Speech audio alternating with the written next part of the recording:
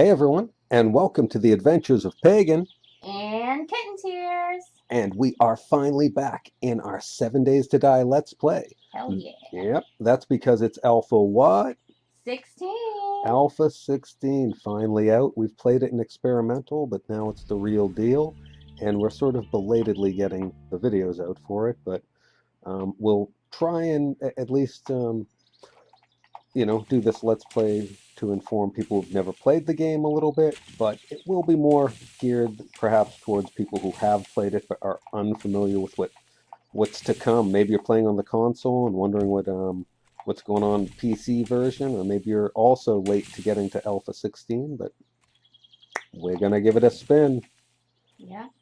So this is a survival, let's see, I guess you would call it a post-apocalyptic survival game, zombie themed. The world has ended, zombies are everywhere, civilization is gone. You have to scavenge, scrounge, and build all of the stuff you need to survive in this wasteland. And of course, you need to survive not just the zombies, you need to survive the environment. You need to be in the right place with the right clothes, with your belly full of the right food and the right liquids, or you're going to have a bad time. So, first thing me and Kitten Tears are going to do is friend each other because we are playing cooperatively. This game can be played peer-to-peer, or you can rent servers, and that, of course, would lead to fun PvP, which, sorry, no PvP here. It's just me and Kitten Tears taking on the environment, and that's going to be more than enough of a challenge, honestly. So I just sent you a Okay, request. let's see. Okay, so where are you, Pagan? Looks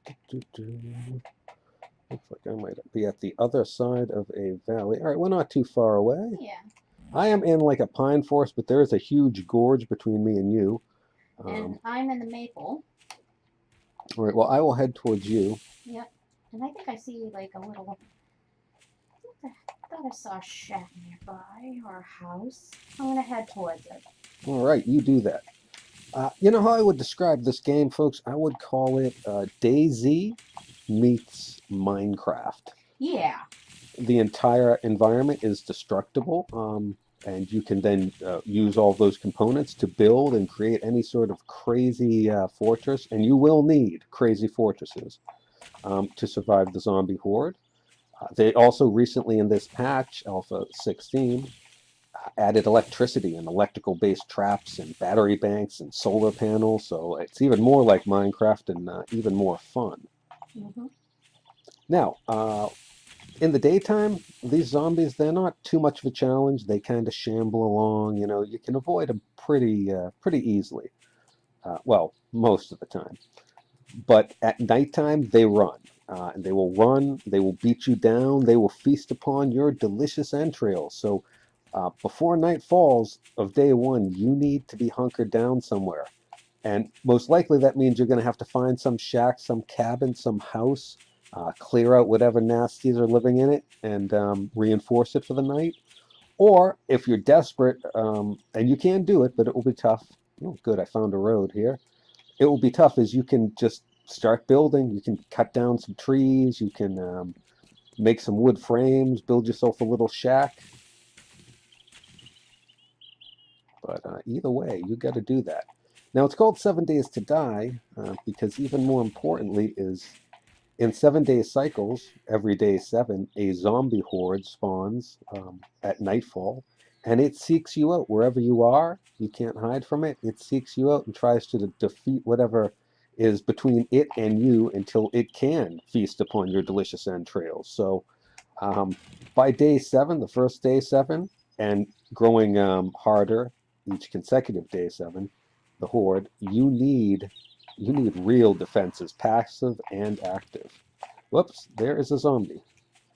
Oh, there is a lumberjack zombie. See, they can sneak up on you much quicker than you would think, so Yeah. be aware of that. I'm kind of split my attention between playing and talking a little, so it's a little bit easier. So let me get to the UI. It's a pretty basic standard UI, as you can see. In the middle top, you have a compass. Below the compass, it tells you what day it is. Very important, like I said, for day 7 hordes. And the time. Time's also important, you know. It's a 24, 24-hour cycle, so night falls at 2200 hours. You're going to want to be knowing where you're living by 1600, trust me. Yeah. But so that's the middle. In the top right, you can see is a quest tracker, and it starts you off with the beginner quest that will kind of tell you all the basics you need to know. Maybe not in the order I agree with, but hey, it gets it done. In the bottom left is your typical health and stamina. Stamina blue, health red. Stamina affects all of your melee actions, not just with weapons, but also mining and harvesting resources. So stamina is very important. In the middle is your toolbar, your sort of hotbar, quick access items you have, which are pre-filled with the few things they do give you, which is a jar of water, a can of beans, bandage, a torch, and a land claim block. So then in the bottom right, you can see it kind of tells you what items are being added or removed from your inventory. So there you go. That's kind of the basics anyways. Now I got to start surviving for real. All right, first thing is to make a bedroll. Now, I should also mention this is a level-based game. You gain experience and levels by using actions and defeating zombies. You can then gain points, which you can spend, as you can see here, into different skills or to unlock different recipes. Whoops, I hear a zombie. He's a crawler. Or to unlock different recipes. You can start off, you know, a few basic recipes, but beyond that, you have to either find books or earn them through skills or whatever else. All right, the zombies are out now, and I don't have anything. So, time to get serious. Thought I crafted a bedroll. What happened there? Ah, boy. All right, let's just get this done here.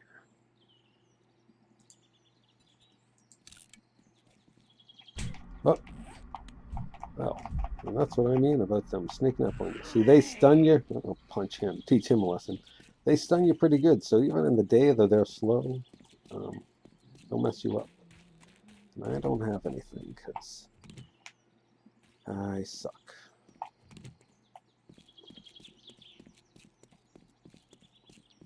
All right. And now in the maple forest as well, Kitten Tears. Mm-hmm. I'm just gathering materials right now. Right now I got myself a bow and arrow. I'm going to advance my quest channel. That's good. Yep, you don't really want to mess with the zombies till you get a bow and arrow, in my opinion. Melee them if you want, but really I just don't advise it. Alright, so importantly, the second thing on that quest tracker is the good old, oh, I found a recipe. Good. Is a good old stone axe. You'll be familiar with it from games like Ark and many other games. It's going to be your basic tool of gathering. So you need that.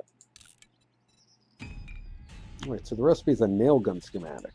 Pretty good. Reading that. Oh, there we go. Feeling better. Get a stone axe. It ain't much.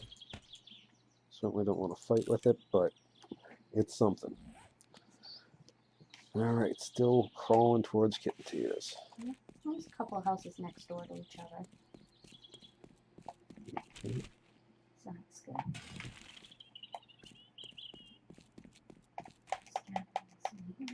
I think I gotta go through a snowy land to get to you, but... Okay. Alright, so don't be turning your nose up at trash. Yeah. You can find all kinds of good stuff, as you can see, like that recipe in the trash. Also lots of trash, but Yeah. I'm Man's not trash messing with is those another man's zombies. treasure, though. For sure. Because everything is usable, so Mm-hmm. even the trash, even that rotten meat, though not for a long while. Oh boy. Alright, next I gotta make me some clothes. That's a good idea. I said temperature is important to survival as well, so if I'm going to be going up here, I want at least the basics. Oops. Let's see. And conveniently, that's part of my quest, so it's all made of easy plant fiber refund. Just going to make sure there's nothing sneaking up on me. Don't want a repeat of that. Yeah. By the way, the importance of that bedroll is it's your spawn point. If you don't have a spawn point set, when you die, you're going to just spawn randomly. And since you drop either everything, your tool belt or your backpack, depending on what you selected or what the server is set to. We have it set to just the backpack drops and you keep your tool belt. Either way, it sucks and you want that stuff back. So if you don't have spawn point set and spawn randomly, you could be a long way away from it. And it only stays spawned for so long. So spawn point's very important, bedroll very important. But I'm not going to keep one down until I really have some place. So, all right. A club. That's a basic melee weapon, and it sucks, but I'm going to get me one, and then on my way to a bow, as I make my way to Kitten Tears.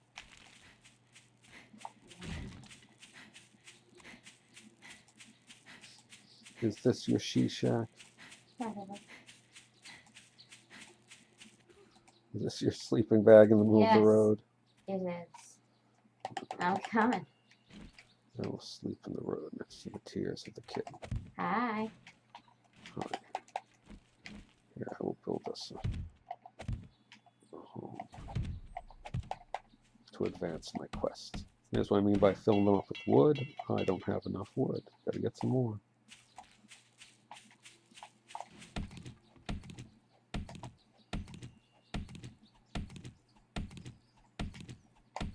Then we will conquer. We have plenty of time. Like I said, 1,600 hours is when you want to know where you're going to be and have the resources to be there. So we know where we want to be. We almost have the resources. I got to start making some spikes as soon as I fill in 3 of those. Hey. Hello there, Kitten Tears. Aren't you sexy in your animal hide?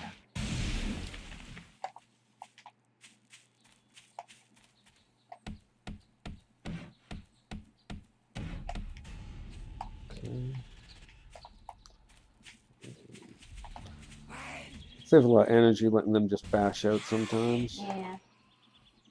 Although if you can sneak up on them while they're sleeping, how zombies sleep, I don't know, but while they're dormant, we'll say, you can certainly cause some damage. Oh, something behind me. Oh. Friggin' cowboy, hillbilly zombie. Watch out. I know. Mother's still alive, too. I know. No, I don't think she is. Okay. That's another zombie coming too. Okay. He's dead. He's dead. She's down. All right. Ah, she's dead. All right. Here we go. Cowboy. All right. So the first few zombies you kill, you probably want to smash up their corpses. You can get fat and bones. Rotted meat you'll use later on, maybe for fertilizer. But fat you can use to make candles, and bones. Oh, here it comes. 1 second. Oh boy, bad news. I know. Businessman. Bones you can make shivs out of, stuck also in my glue. But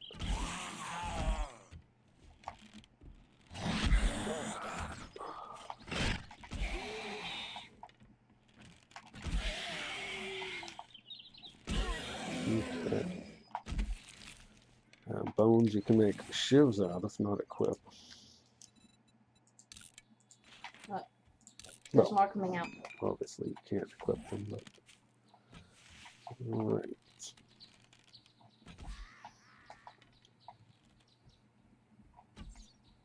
Come on. Oh.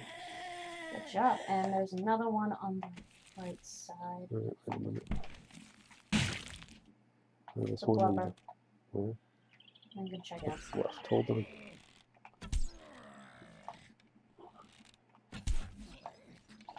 You do gain sneak attack damage, as you can see.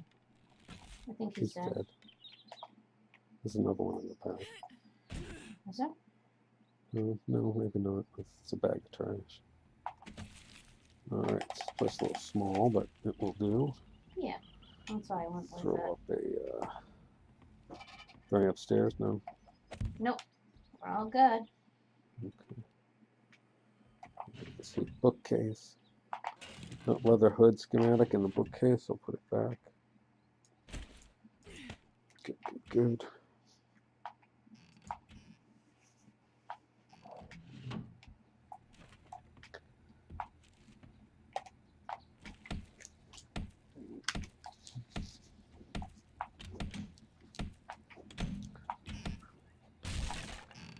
Toilet in a crate.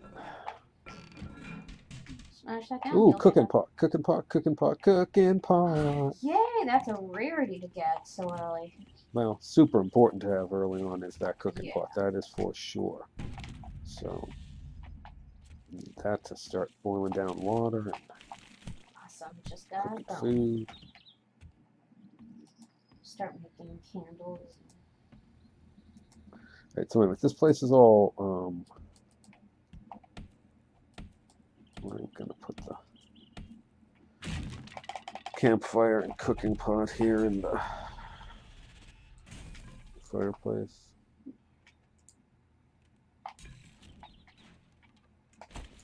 Just so that it's there. And go outside and get some supplies as well as my sleeping bag. Yeah. Since, yep, we got a place to live, we got to start making spikes. Spikes are your first major sort of passive defenses. They cost a whole lot of resources wood-wise to make. Yeah, you need to make a decent amount. So, we got some time, but I didn't put my bed down. Naughty, naughty. Oh, there's a zombie over here, too.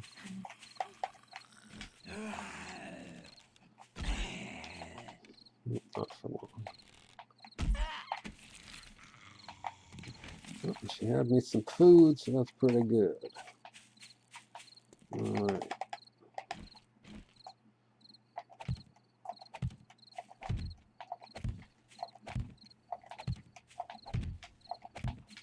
Okay.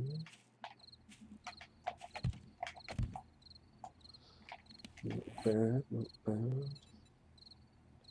We'll make some more. You can dump them all around.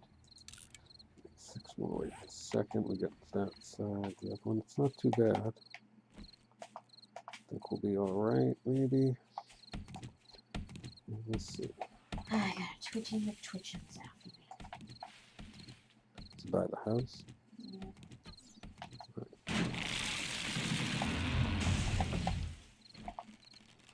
It doesn't look like he's after you. He might be coming after you.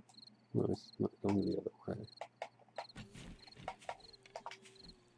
I think he just wandered under the spikes over there. I'll leave him to you. I need some more wood. Get some more spikes. Gonna cut it close like we always do.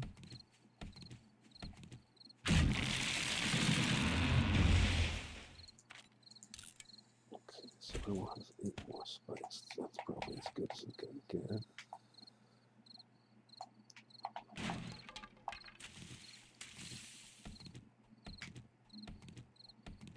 It said night falls at 2200 hours. Yeah. Okay, so it looks like it's almost there. Get to look at these windows. Perfect, and that leaves me one for the door. So, almost the whole thing. Yeah. Good enough. You inside? Yep.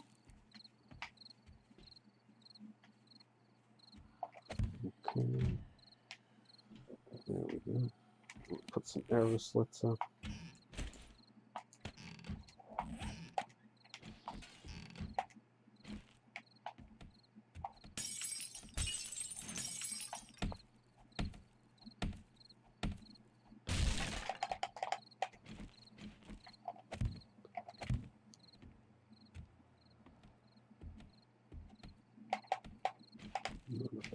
mission for day 1. Not bad at all.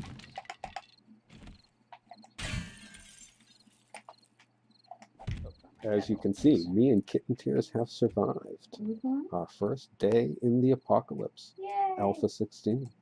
Got ourselves a little she-shack sanctuary, as Kitten Tears would say. Shack the shanty.